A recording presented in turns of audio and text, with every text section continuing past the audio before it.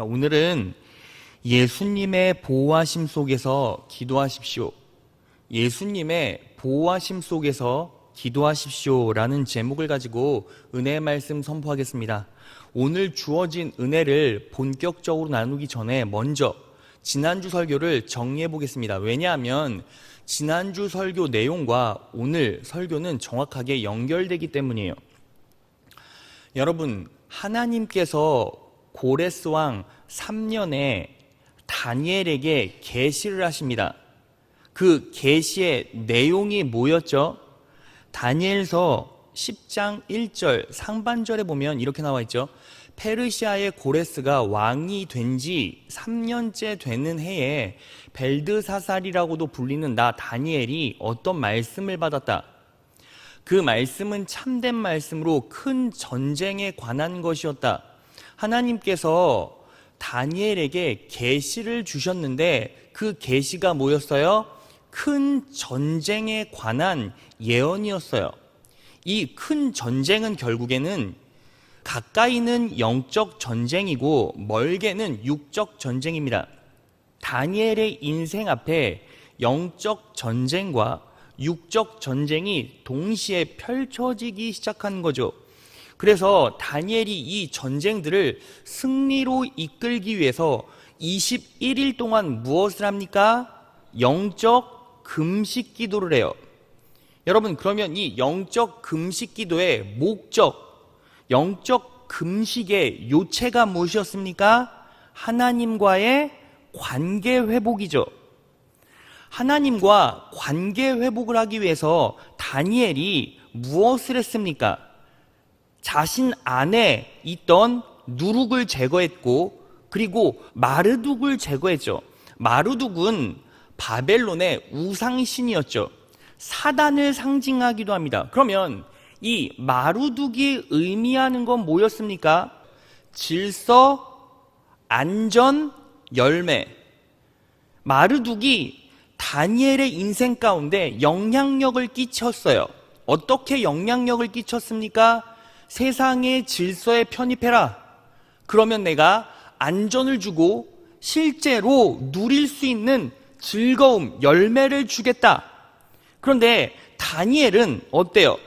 바벨론에서 하나님께서 그에게 지혜를 주셨습니다. 그러한 지혜로 말미암아 다니엘이 발군의 실력을 발휘해서 총리까지 올라가죠. 각종 권세를 누리게 되자 무엇이 보인 거예요? 세상의 질서에 편입하고 싶은 마음, 더 안정적이고 안전한 삶, 피부로 체감되는 즐거움을 누리고 싶었던 거죠. 그러한 다니엘의 인생 가운데 하나님께서 전쟁을 일으키신 거예요. 그래서 이 전쟁을 통해서 다니엘은 영적으로 각성을 했습니다. 내가 더 이상 세상의 질서에 편입하면 안 되겠구나. 안전한 삶이 삶의 본질이 아니구나. 열매만을 누리는 삶은 우상숭배구나 라는 걸 깨닫게 됩니다. 그렇게 영적인 각성운동, 영적 금식 기도를 하자 하나님께서 다니엘에게 어떤 축복을 약속해 주셨죠? 다니엘서 10장 19절입니다. 먼저 내적인 평안을 주셨죠. 강건하고 강건하여라. 영육 간의 강건함을 주셨어요. 그래서 다니엘은 힘이 솟았죠. 무엇을 할 수 있을 만큼 힘이 솟았죠? 하나님의 말씀, 하나님의 명령을 제가 따르겠습니다. 저에게 말씀만 해주세요. 라고 그렇게 신앙의 절절한 고백이 일어날 때까지 하나님께서는 다니엘에게 공급해 주시고 역사하셨다는 거죠. 그래서 신앙생활에서 영적 전쟁을 펼칠 때 결국 사단에게 승리한 표지가 뭐예요? 영적인 평안, 그리고 영육 간의 강건함. 그리고 하나님께 이런 고백을 할 수 있습니다. 하나님, 저에게 명령해 주세요. 말씀만 하세요. 이런 고백이 터져 나온다는 거죠. 그리고 하나님께서는 다니엘에게 또 어떤 축복의 은혜의 약속을 주셨습니까? 다니엘서 12장 13절 말씀입니다. 끝날에는 내가 일어나서 부활을 약속하셨죠. 내게 돌아올 보상을 받을 것이다. 하늘의 상급 또한 약속해 주셨어요. 그래서 우리는 무엇을 기대하고 무엇을 소망할 수 있습니까? 우리는 죽으면 끝나는 존재가 아니라 부활하는 존재입니다. 믿으십니까? 그리고 천국 상급이 여러분들 인생 가운데 분명히 예비되어 있어요. 그러므로 우리는 어떻게 해야 합니까? 매 순간 영적 전쟁에서 승리해야 되고, 그 영적 전쟁은 결국 어떤 승리까지 이끌어냅니까? 육적 전쟁까지 승리로 이끌어내요. 그래서 제가 여러분들에게 이렇게 분명히 설명드렸습니다. 하나님께서 사랑하는 자는 하나님께서 그 인생 가운데 역사하시면 어떻게 됩니까? 영혼이 잘 되고 범사가 잘 되고 영육 간에 강건함이 임해요. 그런 놀라운 축복이 우리 인생 가운데 분명히 임한다는 것입니다. 그러기 위해서 우리가 가장 중요한 게 뭐다? 기도해야 한다는 거죠. 지난주 메시지가 여기까지였습니다. 그러면 제가 여러분들에게 질문을 하나 던져볼게요. 여러분, 단지 영적 금식 기도만 하면 모든 것들이 끝납니까? 그렇지 않아요. 그래서 오늘 말씀 앞뒷 문맥을 통해서 우리는 두 가지 진리를 더 알아볼 겁니다. 자, 하나하나 살펴보겠습니다. 첫째, 인내하며 기도하십시오. 기도의 응답에는 시간이 필요합니다. 인내하며 기도하라는 거예요. 왜 인내하며 기도해야 합니까? 기도의 응답에는 항상 시간이 필요하기 때문이죠. 오늘 본문 말씀 2절을 보겠습니다. 그때에 나 다니엘이 세일의 동안을 슬퍼하며, 세일에란 21일을 말하죠. 21일 동안을 슬퍼했어요. 그런데 이 부분을 쉬운 성경으로 보면 그때 나 다니엘은 3주 동안 큰 슬픔에 빠져 있었다. 여러분, 이 말씀을요 그냥 고지고대로 들으면 오해할 수 있어요. 다니엘은 단순히 슬퍼한 것이 아니라 비통한 마음으로, 애통한 마음으로 뭐 했어요? 21일 동안 기도했다는 거예요. 그걸 우리가 어떻게 할 수 있습니까? 후문맥에 이것들을 정확하게 지지해주는 말씀이 나와요. 다니엘서 10장 11절에서 12절이에요. 하나님의 은총을 크게 받은 다니엘아, 하나님께서 보내주신 천사가 다니엘에게 바로 이렇게 말합니다. 일어나 내가 너에게 하는 말을 잘 들어라. 하나님께서 나를 너에게 보내셨다. 내가 떨면서 일어서자. 12절. 그가 다시 나에게 말하였다. 다니엘아, 두려워하지 말아라. 내가 깨달음을 얻기 위해 내 하나님 앞에서 자신을 낮추려고 결심한 첫날부터, 바꿔 말하면 영적 금식 기도를 한 첫날부터 하나님은 내 기도를 들으셨다. 그래서 내가 내 기도의 응답으로 여기까지 왔다. 여기서 우리가 무엇을 주목해 봐야 합니까? 하나님께서는 다니엘의 기도를 언제 들으셨어요? 첫날부터 들으셨어요. 첫날부터 들으셨는데 응답은 언제 온 거예요? 21일 후에 온 거예요. 그러니까 다니엘이 기도하기 시작한 후부터 21일 후에 응답이 왔다는 건 무엇을 의미합니까? 내가 기도를 해요. 여러분들이 분명히 기도를 하잖아요. 기도하면 하나님께서 여러분들의 기도를 언제 들으세요? 바로 들으세요. 바로 들으시는데 응답되는데 시간이 필요하다, 필요하지 않다? 시간이 필요하다는 거예요. 자, 그러면요 여러분, 왜 하나님께서는 기도 소리는 바로 들으시는데, 우리의 기도는 바로 들으시는데 왜 응답은 이렇게 텀을 두고 더디 주실까요? 그걸 알아야 되잖아요. 여러분, 성경 전체를 보면 이유가 딱 세 가지가 있어요. 이 세 가지 외에 다른 이유는 없어요. 첫 번째는 믿음을 확인하기 위해서예요. 여러분, 결국 인내 있게 끝까지 기도하는 사람은 믿음이 큰 사람, 작은 사람?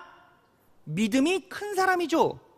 여러분, 아무리 절절한 기도 제목이 있고 그 기도 제목을 놓고 기도해도 그냥 오늘 기도하고 끝났어요. 그리고 그 다음부터는 생각도 안 하고 염려만 하고 근심만 해요. 하나님을 의지하지 않아요. 그러면 하나님께서 그 기도 응답해 주십니까? 아니요. 여러분, 끝까지 투지를 가지고 의지를 가지고 인내하며 계속 하나님께 아뢰고 간구하고 기도한다는 것, 인내하면서 기도한다는 것, 응답해 주실 때까지 기도한다는 건 결국 뭐예요? 그 사람의 믿음은 크다는 거예요. 그럼 여러분, 정확하게 다시 한번 묵상해 봅시다.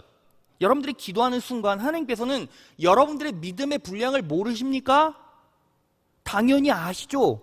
그럼에도 불구하고 왜 믿음을 확인하시죠? 이유는 있어요. 하나님께서 여러분들의 믿음을 보시지만 여러분 스스로에게 여러분들의 믿음이 이 정도구나 라는 것들을 분명히 여러분 스스로에게 확인시켜 주세요. 왜? 이런 분들 있죠. 여러분, 분명히 결실을 맺고 응답받고 싶어하는 기도 제목들이 있어요, 없어요? 있어요. 그런데 그 기도 제목이 있는데 딱 1분 기도하고 탁 그만뒀어요. 전부 다 이제 다 접고 자기 인생으로 돌아갔어요. 그리고 응답이 안 됐어요. 그러면 본인이 알죠. 내가 기도가 부족했다는 걸, 내가 믿음이 부족했다는 걸. 하나님께서는 여지, 미련을 남겨두고 싶지 않으셨던 거죠. 그래서 뭐 하십니까? 항상 기도할 때 우리는 내 믿음을 점검할 수가 있어요. 하나님께서는 여러분들의 믿음을 보시고 여러분들의 믿음 또한 분명히 확인하시고 확인시켜 주세요. 그게 기도 응답에 시간을 두는 첫 번째 이유입니다. 그런데 두 번째 이유가 또 있어요. 그 두 번째 이유는 로마서 8장 28절에 답이 있는데, 우리가 알거니와 하나님을 사랑하는 자 곧 그 뜻대로 부르심을 입은 자들은 모든 것들이 합력하여 선을 이루느니라. 자, 저기 앞에 제가 너무나 사랑하고 존경하는 신영웅 장로님이 계세요. 신영웅 장로님이 열심히 목적을 놓고 기도하십니다. 그리고 저도요, 기도 제목을 놓고 똑같이 기도했어요. 그런데 문제가 뭐냐면 신영웅 장로님의 기도와 제 기도가 정반대, 상반된 기도 제목이에요. 그러면 하나님께서는 누구 기도를 응답해 주십니까? 답은요, 기도 제목이 상반되더라도 전부 다 응답을 해주세요. 하나님께서 그 두 가지 상반된 기도 제목을 전부 다 들어주시기 위해서 어떻게 해요? 그 연결고리를 하나하나 맞춰 가시는데 우선순위를 두고 실행하시고, 그리고 결국 어떻게 하십니까? 얼개를 다 맞추시고 퍼즐을 맞추셔서 결국에는 다 이루어 주세요. 그래서 가장 중요한 게 뭐냐면, 우리는 기도 응답이 안 되더라도 뭐 해야 돼요? 끝까지 기도해야 돼요. 여러분, 오늘 본문 말씀에 다니엘이 21일 동안 기도를 하죠. 세일에 동안 기도를 해요. 그런데 중요한 건 뭐냐면, 다니엘서 10장 전체를 찾아봐도 다니엘이 21일 동안 작정했다라는 말은 없어요. 우리가 자꾸 곡해한 거예요. 해석을 잘못한 거예요. 여러분, 다니엘은요 21일 동안 작정하며 기도한 게 아니라 기도를 시작했는데 21일 만에 응답이 된 거예요.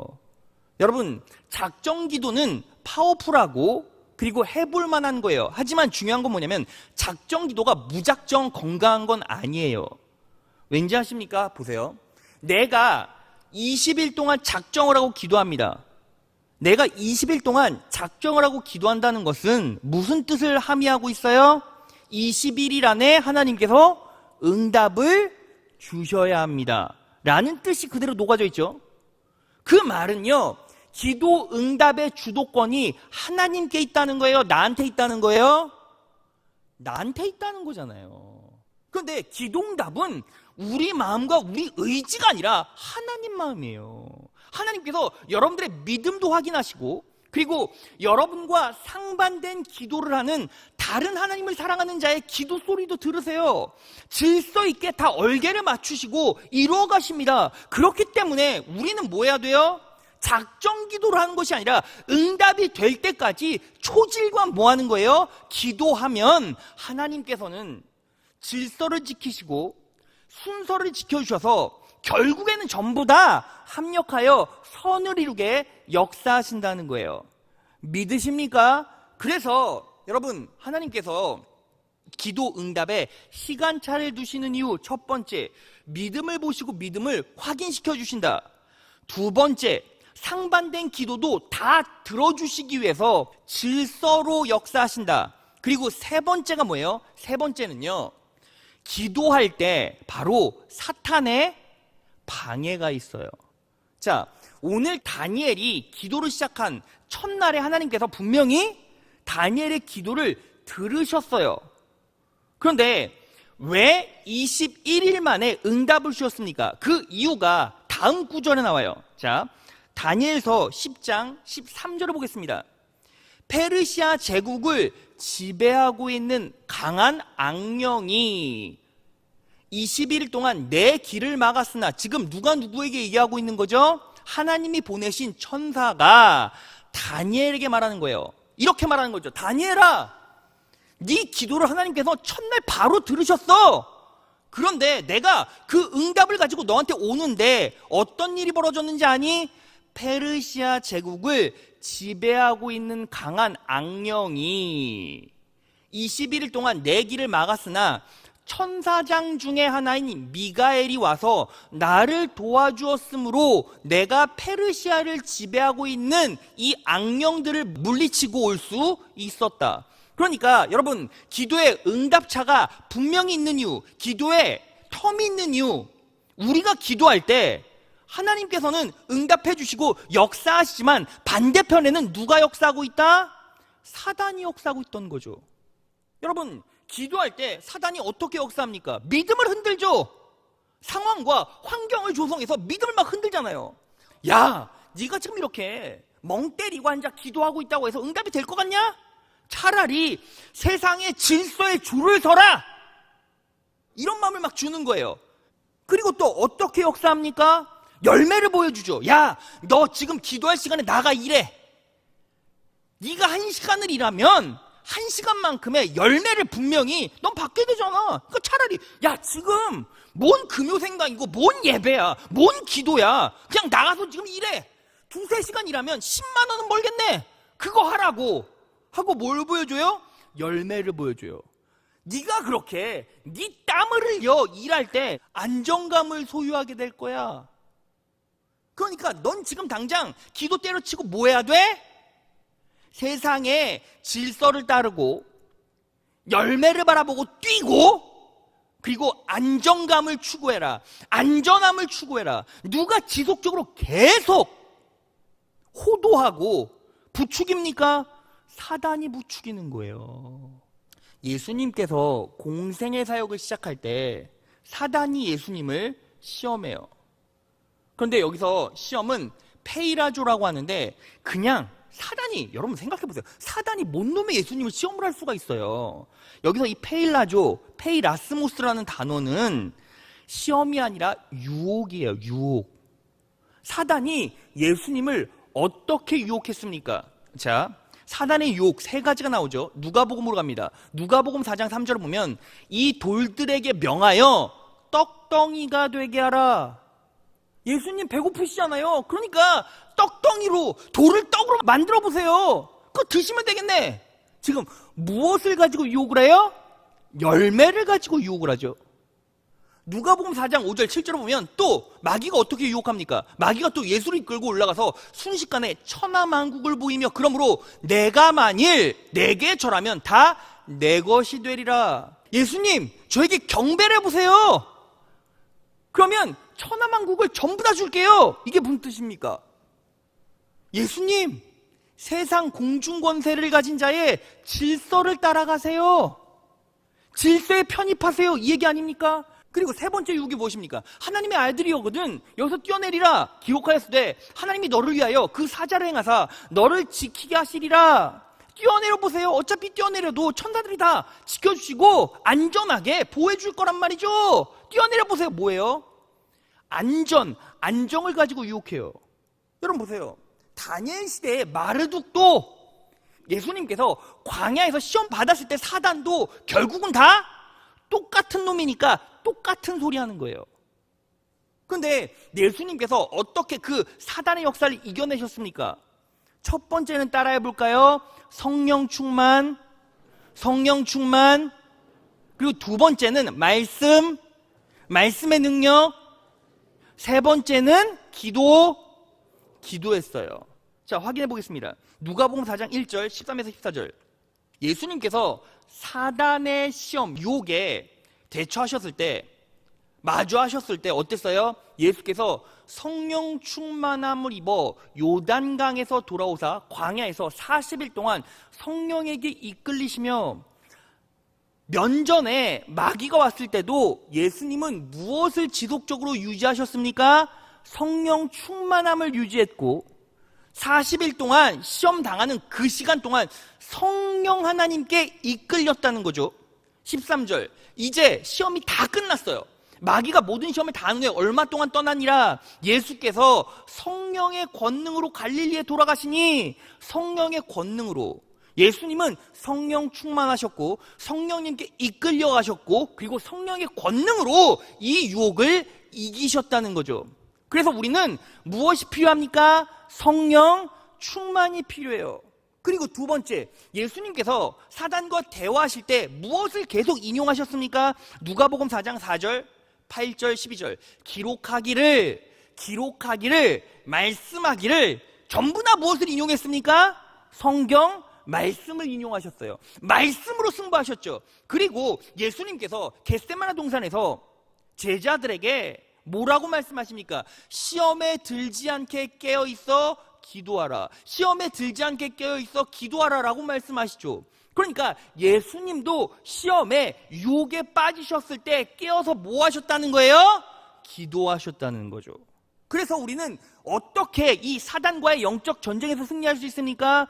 첫 번째, 성령 충만. 그러면 우리 기도 제목이, 첫 번째 기도 제목이 뭐가 되어야 합니까? 하나님, 성령 충만하길 원합니다. 성령 하나님의 이끌림을 받길 원합니다.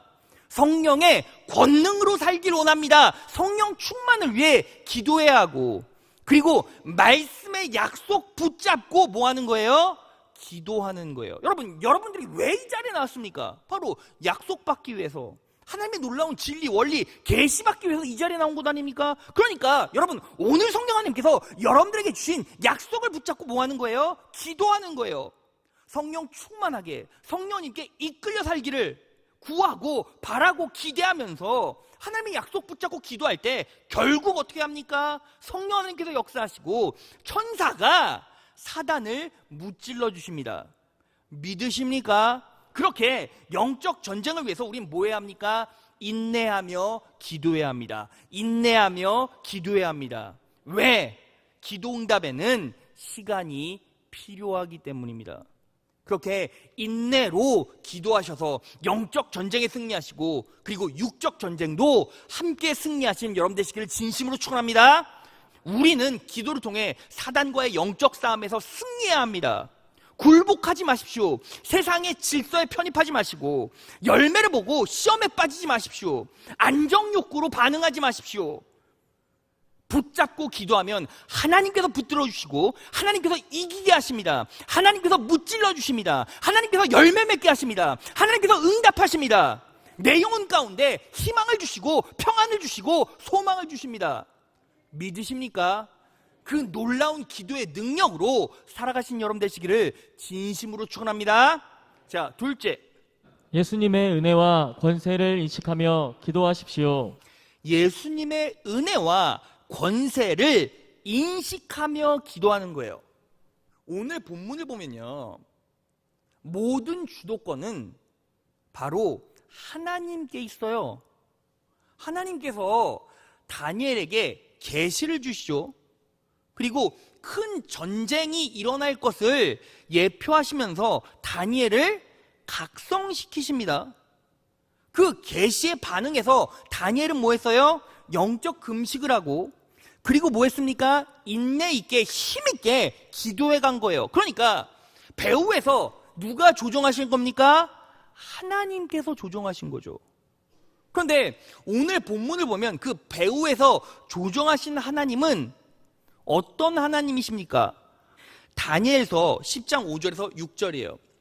그때에 내가 눈을 떠서 보니 한 사람이 모시옷을 입고 우바스의 금으로 만든 띠로 허리를 동이고 있었다. 여러분, 만약에 여러분들의 귀가 열려 있고 영안이 열려 있어서 설교에 집중만 했다면 이미 5절 가운데서 이분이 누군지를 알 수가 있죠. 이분이 누구세요? 바로 예수님이죠. 어떻게 하셨어요? 금으로 만든 띠로 허리를 동이고 계셨죠. 여러분, 지난주 복음 설교 시간에 예수님이 하늘 보좌에서 허리에 질끈 금띠를 동이고 계셨다라고 우리가 분명히 말씀을 통해 들었죠. 자, 그의 몸은 녹주석같이 빛나고 그의 얼굴은 번갯불같이 환하고 눈은 횃불같이 이글거리고 팔과 발은 빛나는 노새처럼 번쩍였으며 목소리는 큰 무리가 지르는 소리와도 같았다. 여러분, 주전 600년경에 예수님이 오시기 전에 다니엘은 환상을 통해서 이 예수님을 이미 봤어요. 그럼 이분이 정말 예수님인지 우리가 물론 지난주에 주일 설교 시간에 확인했지만 그 장면을 다시 보겠습니다. 요한계시록 1장 13에서 15절이에요. 그 촛대 사이에 인자라고 느껴지는 예수님 같은 분이 서 계셨습니다. 그분은 발끝까지 내려오는 긴 옷을 입고, 자, 다니엘은요 이 옷을 모시옷이라고 했어요. 가슴에 금띠를 두르고 계셨습니다. 여러분, 주전 600년 전에 예수님도 주후 90년경에 요한에게 나타나신 예수님도 그 모습은 다 어때요? 똑같아요. 왜? 같은 예수님이시니까. 이 700년의 간극이 있어도 예수님께서는 똑같은 모습으로 똑같이 계셨어요. 자, 14절. 그분의 머리와 머리털은 양털처럼 또한 눈처럼 희고 두 눈은 불꽃처럼 빛났습니다. 다니엘이 똑같이 봤죠. 그분의 발은 용광로에서 재련된 청동 같았고 노 주석 같았고 똑같죠. 그 음성은 큰 물소리와도 같습니다 라고 말하고 있어요. 자, 요한은 예수님의 음성이 큰 물소리와 같다고 들었고, 그리고 다니엘은 그 목소리가 큰 무리가 지르는 소리 같았대요. 그러니까 무리가 지르는 소리나 큰 물소리나 듣는 입장에선 대동소이했다는 거죠. 그러면 이분은 결국 누구예요? 배후에서 자극시키시고 고양시키시고 부양시키시고 인도해 가시는 분의 정체는 누구예요? 바로 예수님이셨다는 거예요. 자, 이렇게 다니엘을 배후에서 역사하신 분이 예수님이세요. 이 띠가 뭐예요? 헬라어로 조네, 허리띠. 이 조네는 무엇을 예표한다고 했습니까? 섬김의 상징. 우리를 보호하시고 섬기길 원하시는 예수님을 분명히 상징한다고 했어요. 자, 그러면 예수님께서 다니엘의 인생 가운데 실제로 어떻게 역사하셨습니까? 자, 이건 예수님의 모습을 통해 알 수 있어요. 여러분, 예수님의 얼굴이 어땠죠? 환했대요. 이 말은 뭐예요? 예수님은 영광의 모습을 하고 계셨다는 거예요. 그리고 몸과 손과 발이 어땠다고요? 청동, 놋과 같았대요. 자, 그러면 청동, 놋이 의미하는 건 무엇입니까? 자, 예레미야 15장 20절로 갑니다. 내가 너를 튼튼한 놋의 성벽으로 만들어서, 하나님께서 예레미야에게 내가 너를 튼튼한 놋의 성벽으로 만들어서 이 백성과 맞서게 하겠다. 그들이 너에게 맞서서 덤벼들겠지만 너를 이기지는 못할 것이다. 내가 반드시 너와 함께 있어서 너를 도와주고 너를 구원하여 주겠다. 나 주의 말이다. 그런데 예수님의 몸과 손과 발이 무엇으로 되어 있었다고요? 놋의 청동으로 되어 있었다는 거죠. 그 말은 무슨 뜻입니까? 예수님께서 우리 대신 맞서 주시겠다는 거예요. 전쟁을 치러 주시겠다는 거예요. 그래서 여러분, 실제로 영적 전쟁을 다니엘이 치렀습니까? 아니요. 천사가 치렀죠. 페르시아를 점령하고 있었던 악령에 맞서, 사단에 맞서 누가? 천사가 힘드니까 미가엘을 또 불렀어요. 그래서 끝까지 맞서 싸워 이겼죠. 예수님께서 다니엘 앞에 온몸이 청동, 노새 모습으로 했다라는 건 뭐예요? 내가 네 대신 싸워주겠다. 내가 너를 보호해주겠다. 내가 너와 함께하겠다. 내가 너와 동행하겠다. 그래서 내가 너를 구원해주겠다. 이것을 상징적으로 나타내 주신 거죠. 여러분, 그리고요, 예수님이 목소리가 어땠다고요? 두 가지로 표현됐어요. 무리들이 크게 소리 지는 소리, 그리고 큰 물소리라고 했어요. 자, 그러면 이건 무엇을 상징합니까? 에스겔로 갑니다. 에스겔 1장 24절이에요. 그 생물들이 움직일 때 내가 날개에서 나는 소리를 들으니, 생물들이 움직일 때 나는 소리가 어땠어요? 폭포 소리와도 같고 물소리와도 같고 전능하신 분의 음성과도 같으며 큰 군대, 큰 무리의 함성과도 같았다. 자, 그러니까 이건 결국 무엇을 상징하냐면 하나님께서 말씀을 통해 예표해 주시고 말씀을 통해 약속하시는 것은 즉각적으로 뭐 하신다? 움직여 주신다라는 의미를 갖고 있죠. 그래서 하나님의 놀라운 축복과 은혜는 어떻게 이루어집니까? 하나님께서 대신 맞서주세요. 하나님께서 대신 싸워주세요. 하나님께서 여러분들과 언제나 동행해주세요. 언제나 여러분들을 보호해주세요. 언제나 구원의 길에 여러분들이 인도받게끔 역사해주세요. 성령 하나님께서 역사하시지 않으시면 천사를 보내시고, 천사가 모자르면 미가엘을 보내시고, 미가엘이 모자르면 다른 천사를 보내시고, 다른 천사를 보내시고, 다른 천사를 보내셔서 결국에는 여러분들의 인생을 평탄하게 은혜로 인도하신다는 거예요. 믿으십니까? 중요한 건 뭐다? 그때까지 우리는 기도해야 된다. 그 기도 가운데는 어떤 믿음과 어떤 기대와 어떤 소망이 있습니까? 나 대신 하나님이 일하십니다. 하나님이 나와 동행하십니다. 구원의 손길을 천사를 통해서 보내주시던 성령 하나님께서 직접 역사하시던 역사해 주십니다. 그리고 이 말씀의 약속들은 즉각적으로 이루어집니다. 시간 문제입니다. 믿으십니까? 자, 여러분, 제가요 말씀을 정리하면서 간증문을 하나 읽어드리고 마무리하겠습니다. 한 청년자매가 저에게 써준 간증문이에요. 저는 초등학생이 되던 해에 지역교회에 노방전도되어 하나님을 처음으로 알게 되었습니다. 믿지 않는 가정의 자녀였던 저는 어쩌다 한 번씩 교회에 방문하는 정도였습니다.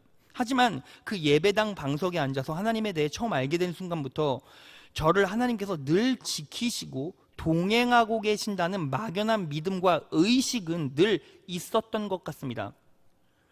예수를 영접한 순간부터 그 믿음이 확실한 믿음은 아니었지만 성령 하나님, 예수님께서 나와 동행하신다라는 믿음과 인식은 매 순간 있었다는 거죠.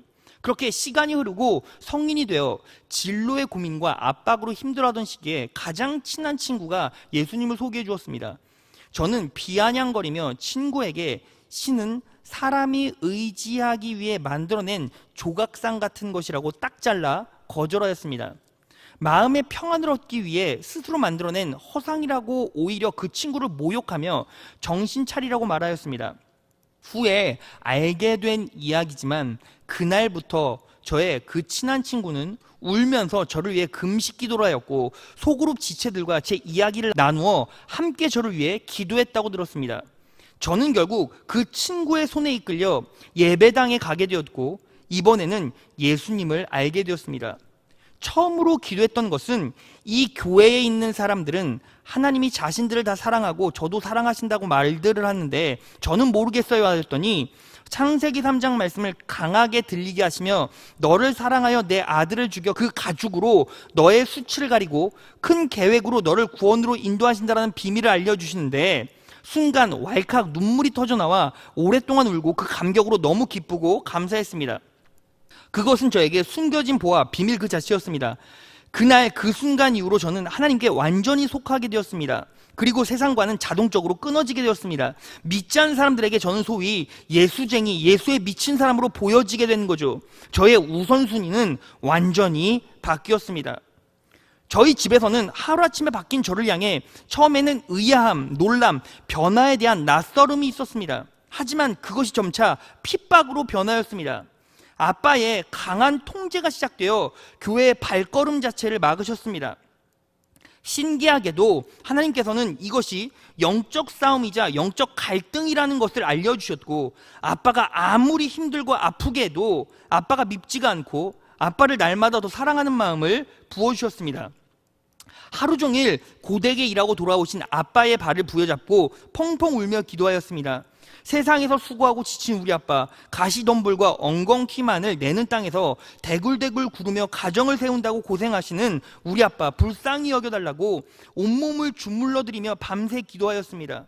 저를 위해 기도하고 금식했던 제 친구처럼 저도 금식하며 기도하고 소그룹과 기도 제목을 나누고 함께 기도했습니다. 그렇게 꼬박 5년을 기도하고 금식했는데 아빠가 제 손에 이끌려 예배당으로 오셨습니다. 집안의 우상숭배와 제사를 아빠 손으로 직접 하시고 하나님께 완전히 속하게 되었습니다. 저는 지금도 기도합니다. 온전한 하나님의 약속이 이루어질 것을 믿고 믿음으로 기도합니다. 육신의 아버지의 핍박 속에서 만난 영의 아버지의 신실한 약속은 반드시 이루어지는 것을 직접 체험했기 때문입니다. 자, 말씀 정리해 보겠습니다. 여러분, 오늘 설교의 제목은 예수님의 보호하심 속에서 기도하십시오라는 거예요. 여러분, 이 자매는요, 초등학교 때 잠깐 교회 나와 예수를 영접했고, 그리고 막연한 믿음과 인식은 가지고 있었지만 확신이 없었어요. 그리고 진로를 고민하고 미래의 결정, 아주 중대한 선택을 해야 할 즈음 하나님을 의지하고 싶은 마음에 교회에 청년부로 끌려오는 거예요. 그런데 청년들이 아무리 설득해도요, 믿음과 불신 가운데 자꾸 불신이 입술로 마음에 튀어져 나오는 거죠. 야, 예수님은 허상일 뿐이야. 그냥 인간이 절대자를 의지하고 싶은 욕구에서 나온 그냥 허상이고 우상일 뿐이야. 인간이 만들어 놓은 형상일 뿐이야. 그런데 이 자매가 어떻게 설득됩니까? 창세기 3장. 여러분, 창세기 3장에서 설득됐다는 게 사실 저는요, 정말 놀라운 신비예요. 왜? 창세기 3장에는 하나님께서 아담과 하와에게 가죽옷을 입히셨다, 이 말씀밖에 없거든요. 그런데 그 단 한 줄의 말씀 가운데서 예수를 만나버리는 거예요. 자신을 찢으시고 자신의 가죽을 벗겨 아담과 하와 죄덩어리 인생에 옷을 입혀주신 그 예수 그리스도의 구속의 은혜를 깨닫게 되고, 그리고 나서 예수를 인격적으로 만나고 성령 하나님을 모시게 되었고 성령 충만하게 되었어요. 그런데 그 배후에는 뭐가 있었습니까? 소그룹 리더십, 그 소그룹 지체, 영적 동지들의 꾸준한 기도가 있었다는 거죠. 지속적인 기도가 있었어요. 여러분, 그러면 보세요. 그 영적 동지들, 그 소그룹 지체들은 어떤 역할을 감당한 거죠? 성령 하나님께서 이 자매에게 보내주신 천사의 역할을 하는 거예요. 여러분, 하나님께서 다니엘의 영적 전쟁에서 승리를 그의 손에 쥐어주기 위해서 천사를 보내고, 그 천사가 악령의 힘에 눌리자 다시 미가엘을 보내셨죠. 천사장 미가엘, 가장 강력한 천사장을 보내셔서, 그래서 어떻게 하셨습니까? 이 영적인 싸움을 승리하게 하셨어요. 다니엘은 지속적으로 그 순간 기도하고 있었고, 여러분, 이 그림이요, 이 시대를 살아가는 그리스도인들의 모습 가운데 똑같이 드러나죠. 이 자매는요, 뭐 하고 있었어요? 흔들리고 있었어요. 그런데 배후에서 이 자매를 위해 기도했던 지체들이 있었고, 그 지체들은 초질관 금식하면서 그 자매가 성령 하나님을 체험하고 예수 그리스도의 십자가의 구속의 은혜를 온전히 인식하고 믿음으로 소유할 때까지 뭐 한 거예요? 계속 기도한 거예요. 그런데 놀라운 일이 도미노 현상처럼 일어나죠. 그 기도 소리 때문에 자신이 자아가 무너졌고 그 예수 그리스도의 놀라운 사랑으로 이제 자신을 핍박하던 아버지를 위해서 기도하기 시작했어요. 예수님의 사랑을 인식하고 그분을 의지할 수 있었기에 아버지의 핍박과 아버지의 압박은 되려 아버지를 사랑할 수 있는 강력한 동력이 되었어요. 그리고 아버지를 만지고 아버지를 더 열심히 사랑으로 주물르면서 뭐 했어요? 기도했어요. 그 아버지에게 보내주신 천사가 된 것이죠. 이 자매는 하나님께서 보내주신 천사가 돼서 미가일이 돼서 아버지를 기도하면서 사랑으로 전도해 가고 그 아버지는 드디어 5년 만에 예수를 영접하게 되었고 제사도 끊어냈고 중독도 끊어내게 되었습니다. 여러분, 5년이라는 시간은 짧지 않잖아요. 여러분들은 절절한 기도 제목 하나를 가지고 초질관 5년 동안 기도해 본 적 있으십니까? 목사님, 지금 제 상황이요, 사업이 너무 힘든데요, 제 자녀가 정말 잘 되길 원하는데요, 제 인생이요, 하나님께서 영광 받으시고 합당한 인생이 되길 원하는데요. 여러분들이 하나님께서 주신 말씀의 비전이 있다면 여러분들은 뭐 해야 돼요? 한 달이 아니라 2달이 아니라 3달이 아니라 1년이 아니라 2년이 아니라 3년이 아니라 5년이라도 금식하며 기도해야죠. 그 사이에 사단은 마음을 흔들겠죠. 야, 네가 지금 기도했던 시절을 한번 반추해봐. 너 지금 벌써 4년 동안 기도했어. 그런데 되디? 안 되잖아. 이제 말씀의 질서가 아니라 내 질서를 따라와라. 차라리 안정감을 추구해. 그냥 좋은 남자 만나서 결혼해라. 그리고 돈 왕창 벌어서 아버지한테 앵겨줘라. 그게 효도하는 길이니까. 이렇게 충동질하고 유혹한다는 거죠. 그런데 이 자매를 끝까지 붙들고 끝까지 흔들리지 않게 역사했던 단 하나가 무엇입니까? 예수 그리스도의 사랑이었어요. 예수님이 어떤 분이시고 예수님께서 어떻게 우리 인생에서 역사하시는지를 정확하게 알고 있었고 믿음으로 받아들였고 언제나 성령 충만하기 위해 금식하며 기도했죠. 영적인 금식기도, 육적인 금식기도, 하나의 기도 목적을 가지고 그렇게 초질관 기도할 때 하루가 지나고 이틀이 지나고 300일이 지나고 600일이 지나고 900일이 지나고 1500일이 지나 5년이 됐을 즈음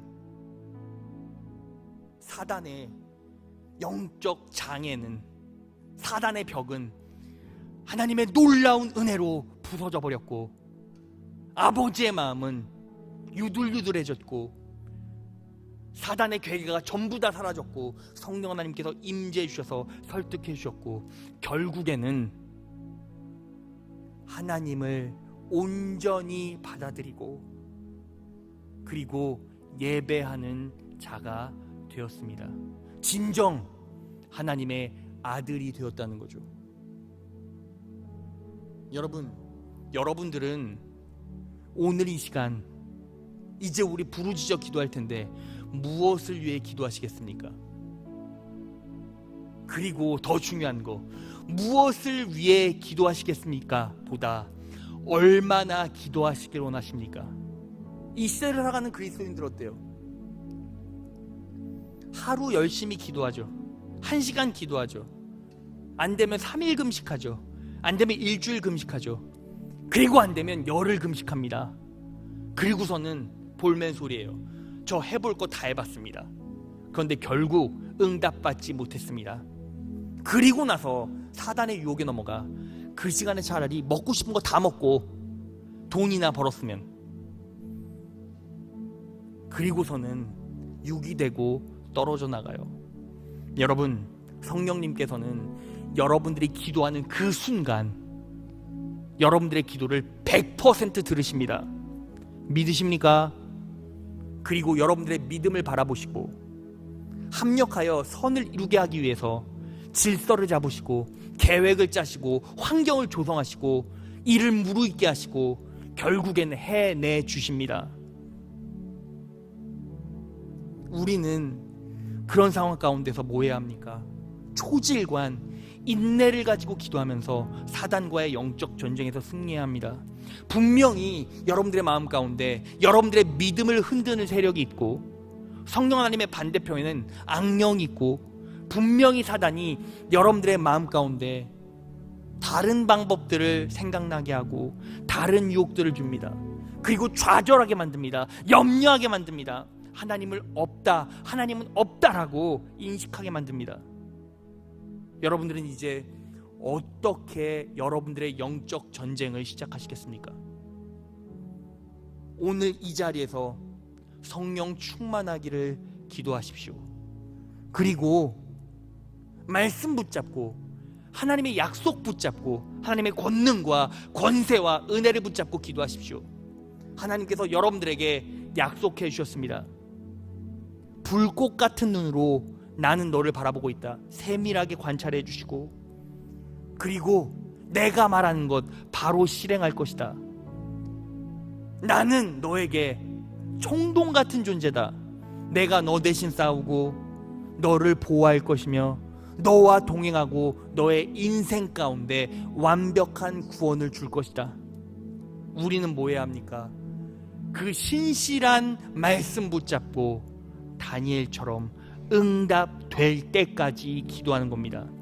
1년이 지나도 2년이 지나도 꺾이지 않는 신실함으로 기도한다면 결국 여러분들은 기도의 응답의 열매, 세상이 주는 열매가 아니라 기도의 응답의 열매를 받을 것이고 다니엘처럼 내적 평안이 내 머리부터 발끝까지 내 인생, 내 영혼, 내 육체를 감싸 안을 것이며 영육 간에 강건해질 것이고 천국이 보일 것이며 부활신앙으로 살아갈 것이고 그 놀라운 영광의 천국 상급을 기대하며 살아가게 될 것입니다. 오늘 이 말씀을 마음속에 새기고 내 믿음으로 정확하게 아로 새겨놓고 이 말씀을 붙잡고 기도하셔서 영적 전쟁도 육적 전쟁도 예수 그리스도의 십자가의 구속의 은혜로 압도적인 승리를 일궈가신 여러분 되시기를 진심으로 축원합니다.